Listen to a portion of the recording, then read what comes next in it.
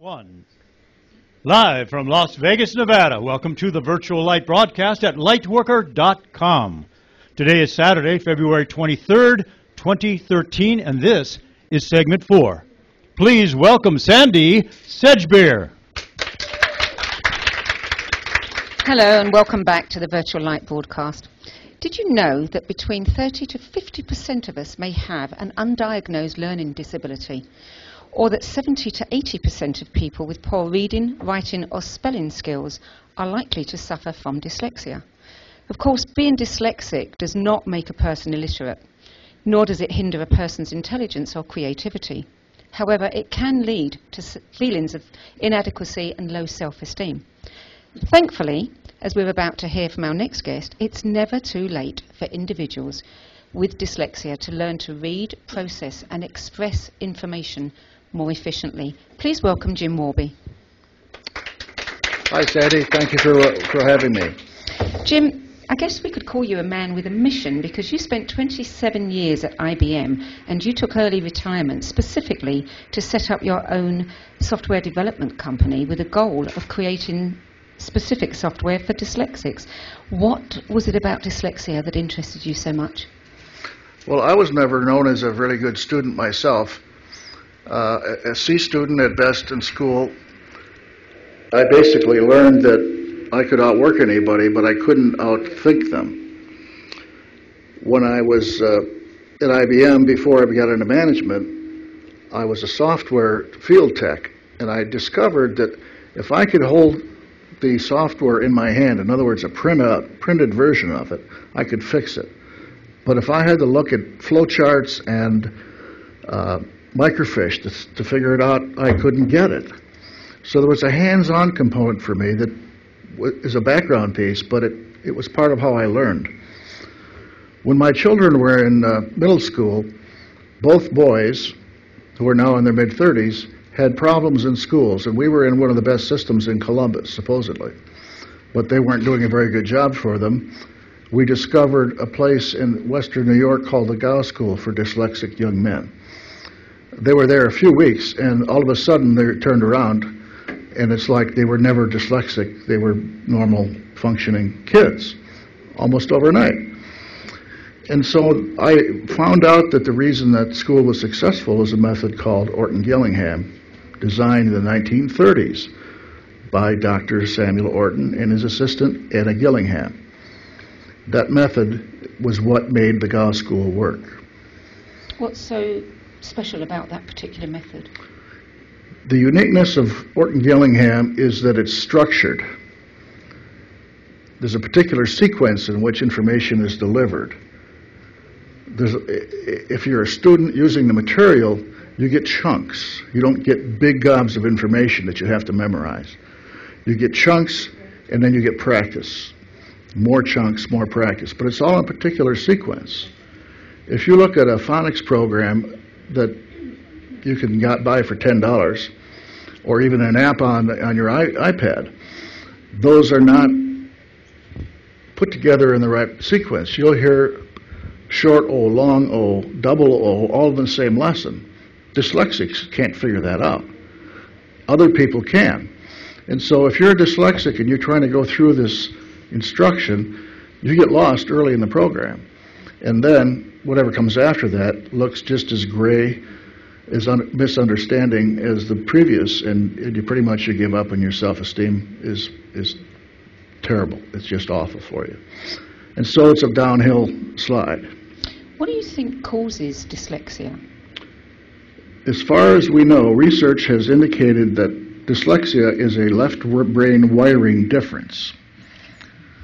And so the student not only learns differently, but needs to be taught differently.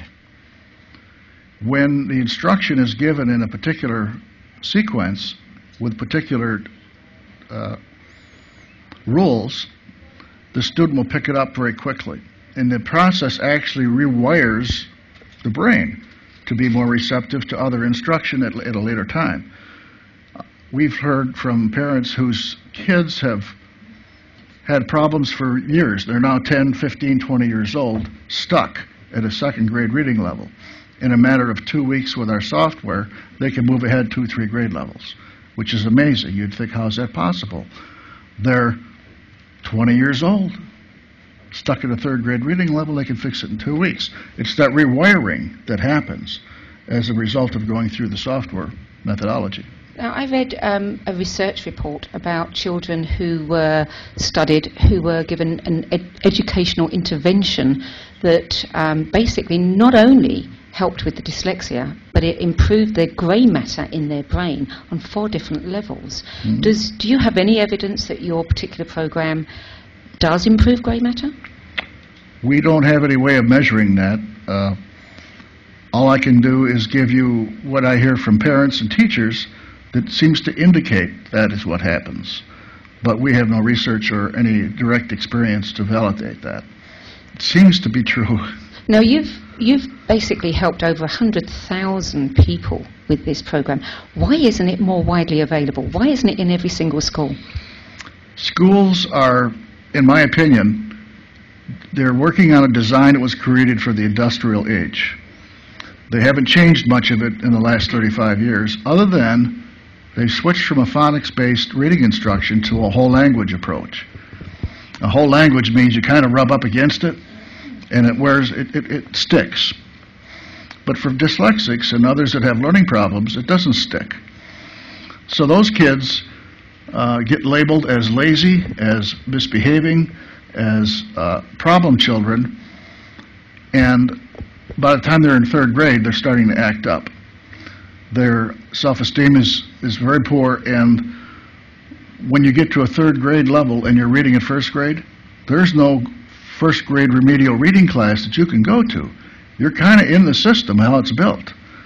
If you're in a car factory and the engine doesn't work, you have to take that whole car apart. You can't change the engine on the fly in a car factory, but you can't do the same thing in school. So the school doesn't accommodate these kids.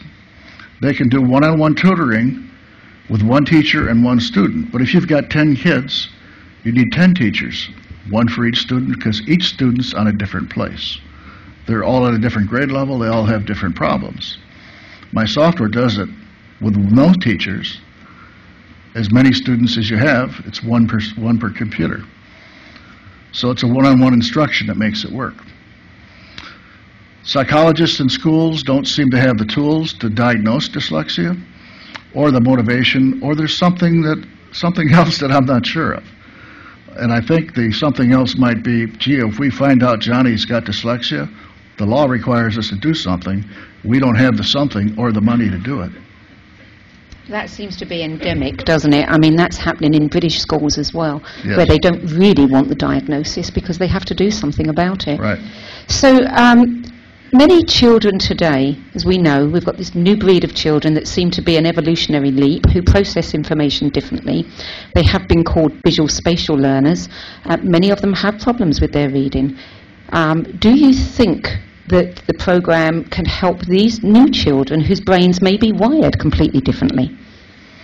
The thing that'll do most for them is help them realize they're not dumb. I always thought I was dumb. But if I look back at my history at IBM, and I look at what I did over the last 20 years, taking a leap of faith, it turns out I think differently than other people.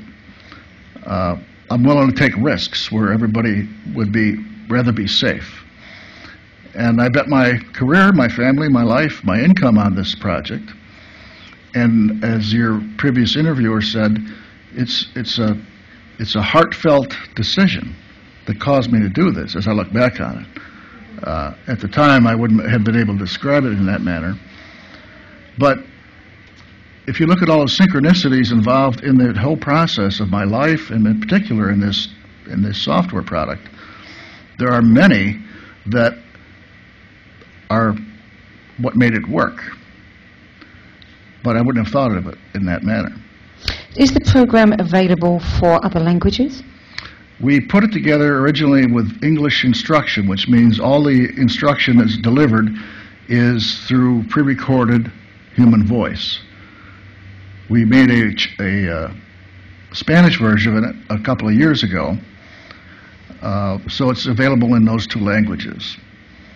The thing that makes it so difficult in other languages is they're not all phonetically based, so we can't just translate it from English to some other language that easily. So how does this software-based instruction compare with classroom-based instruction? With what kind? How does software-based instruction compare with, what they would get in a classroom? Well, in a classroom, you have a teacher with a blackboard, traditionally, or some flow charts on a wall. Now they might be using an iPad or a TV set, but it's basically a very flat delivery. A lot of memorization of ABC games, sounds. You remember playing A, B, C, D, E, F, G, and you sang a song when you were in first grade or kindergarten. But there's still a lot of reading required and a lot of sounds that need to be understood to sound out words. And what happens is these kids are bright enough where they can accelerate beyond where the class is and recognize the shape of a word and not memorize the sounds associated with the letters that are in the word. So they can move ahead temporarily, thinking they've got it, but they don't really understand that they need to sound out the letters to figure out what the word is. And we have kids that are fifth grade and can read beautifully, but that's as far as they can go. And the reason that's as far as they can go is they never sounded out the words. So we put them on our software. All of a sudden they're at 6th, 7th grade in a matter of weeks because they've filled that gap that says, I need to decode the word by knowing how the letters relate to the sounds, relate to the word. So they no longer have to read by looking at the shape of the letters. So tell me how the program actually works. If I had the program on my computer, what would I be doing? Well, the first thing you would see is it would talk to you.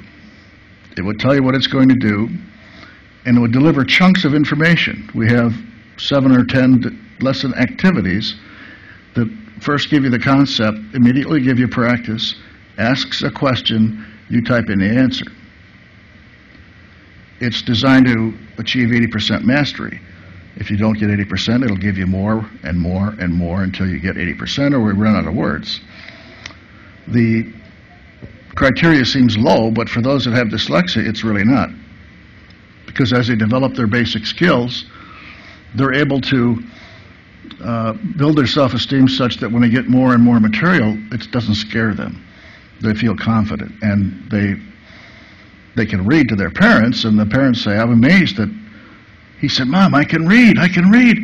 Well, for 5 years he's been saying he couldn't read anything, and in a matter of a week or two, he's telling the mother, hey, this is doable.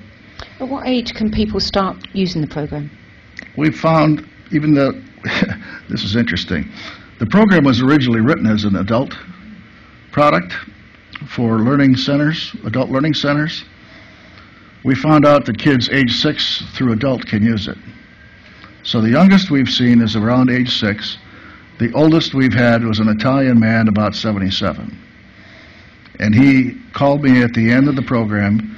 He said, I'm just so thrilled. I've never learned how to read. I tell my wife that this program has taught me how to read. And 5 years later, he called me again. Now he's 82 years old. And he said, I took that program again, and now I'm going to give it to my grandson because he has some of the same problems I did. So those little kind of phone calls make it all seem really worthwhile. Do you think it's more gratifying to see a young child learn to read or an older person who spent a lifetime having difficulty learn to read? You get the same glow from both. A child that thinks he's stupid and finds out he's not will smile this wide. An adult that learns how to smile will learn how to read. That's how a dyslexic would say it. But basically it's the same result. You know, I've spent the last couple of months with my grandchildren, and I've been helping the young, the older ones read, and one of them has a problem with reading. But he seems to find long words much easier than and, the, and but. Why would that be? Some of those words that you're talking about, like the, is a sight word. It doesn't make sense phonetically. And when we are teaching a student in our program, we teach them sight words because our stories contain words we're not teaching phonetically. So they have to be memorized. They can decode automatically once their skills are built. And like you and I would read a word, we can see a word that says H-E-A-R in it, and we know that that E-A-R sounds like here. But if a word like the doesn't have a phonetic basis, it won't automatically decode. It has to be memorized. So it comes from a different part of the memory. It comes from a different part of the computer engine, I think. How much is the program? It's wonderfully inexpensive. The home version, which is good for 2 students, is on sale most of the time for $129.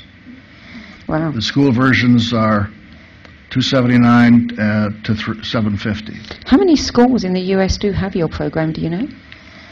Well, I wish I knew, and I wish it were more. We've sold hundreds of copies of our school version over the years, but we don't do any follow-up because I'm the only employee in this company. I'm the marketing guy, I'm the tech support guy, I'm the guy that does the orders and all the phone communications, and I'm not motivated to do all that follow-up with people and say, well, what happened last year? How many students? I tried doing that a little bit, and I found that many of the teachers who were on assignment last year are now on a different job or they retired, so the follow-up has never been done. Do you get much feedback? The feedback I get is always positive, except for occasionally someone will say, Johnny didn't like the program. Now, what that means, I think, because I have asked people what Johnny didn't like, well, he's bored with it. It's not a game. It's real work. But it's rewarding work, and the thing that Johnny doesn't like is he doesn't really want to do this. So I just take that as that's not his journey to learn right now. And I don't take it personally as though the product has failed, because I know in 96% of the cases it works for the student, and I don't have a problem with 4% fallout. Now, you say that you can get children to an age-appropriate reading level within 2 to 6 months. Is that having to use the program every day? No. The program segments, lesson activities are set up in 7 to 8 chunks per lesson. There are 87 lessons. The first 22 take an hour to an hour and a half. There's a lot of repetition involved, basic skill building. After that, it's a half hour to 45 minutes. And if you leave in the middle of a lesson, it'll remember where you were. So you can take segments of 20 minutes, which work in a classroom, and do it 3 times a week, once a day. But you ought to do it at least 3 times a week to get it to stick. Well, given the statistics that I read out at the beginning, one would expect that you would have sold millions of these. Why don't more people know about it? Well, we don't advertise. It's all internet-based. You find it on Google or Bing or Yahoo. We used to advertise in periodicals, newsletters, that kind of thing. But a lot of our competition has huge marketing forces out there selling another product, selling a series of products. When we originally developed it, McGraw-Hill had a Glencoe arm that sold to adult reading centers. And we were the second program they acquired rights to in 1995. Since then, they killed that division and then resurrected it under a different name. But unless you have big guns in the marketing force, you're going to be crowded out. So it'd be surprising for you to know that most of our customers are in small towns. I can't tell you the last time I sent one to Las Vegas. Oh, I can. It was last week. I was thinking Los Angeles. I don't know. But I can tell you the last time I sent one to Podunk, Indiana, and Podunk, Wisconsin, and Podunk everywhere. It's 123 Main Street is the kind of address these people have. And that's because they're not served by companies like, let's see here, companies that are in the tutor business that will charge you $3,000 and have you come for 6 months or 2 years, Linda Mood Bell kind of an offering. which works for many students, but not at the efficiency that ours does. And it seems criminal given the crisis in education at the moment, given the statistics that, the schools and the authorities are not taking this up more. Well, you just follow the money. Follow the money, because there's somebody that in every organization that benefits from a lack of progress in the school systems. So just ask yourself, who would benefit if your school in your town did not produce the top students educating with the best education they could get? And you'd be surprised at the answer. What I'd like to do is to create a platform. Tell me the answer. The answer? Tell me the answer. Well, look who runs the universities. The universities teach our teachers, and they teach the administrators how to run the system. In Columbus, for the last year, there's been a big thing in investigating the school system because they were trying to game the system. President Bush had No Child Left Behind. Everybody take a test and achieve a certain reading level, a certain level in math, whatever they're measuring by grade. And so everybody was teaching the test. They weren't teaching mastery of any skills.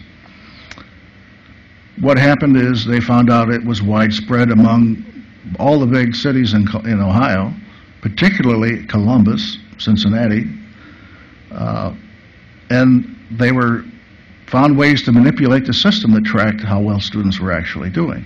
If a student was not going to make a test score, they would take them out of the system and cause them to be absent and then put them back in the system the next day. So basically he didn't take the test. So who stands to benefit from that? Well, who puts the document in the hands of the teacher that they're using to teach with? Publishers. The information that you get in a book is old news. The information that we heard about earlier in today's program is all brand new. When is that going to show up in the book that they give to the kids at the school?